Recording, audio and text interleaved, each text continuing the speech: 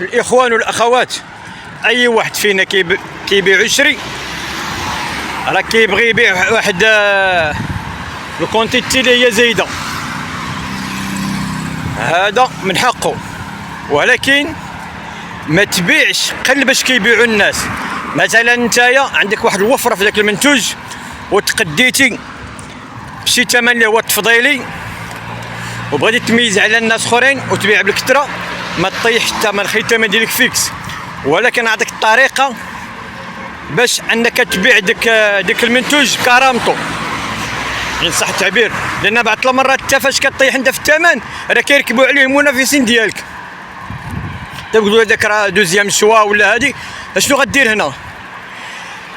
غدير معاه شي حاجه، شي كادو اللي كيوالم ديك الحاجه اللي كتبيع انت. مثلا حنا اغلبيه كيبيع الشري في الحوايج، مثلا كتبيع الشري في الحوايج، جيت شي بياسه مع دوك الحوايج اللي كتمشي معاهم، كتبيع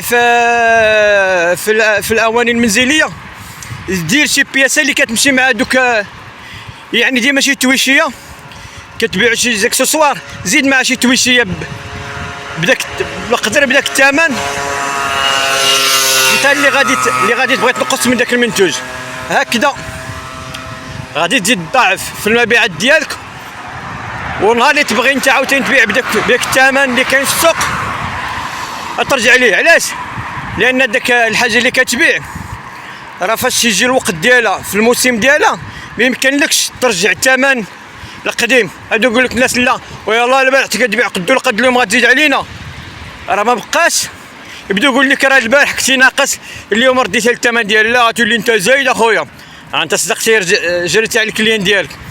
مثلا نتايا قلنا دبرتيه في شي لوفر بحال هكا بغيتي تهلا في الكليان ديالك، لا ما تطيحش الثمن، او لا عرفتي دير العكس، تبغي تزيد على الثمن باش كيبيعوا الناس.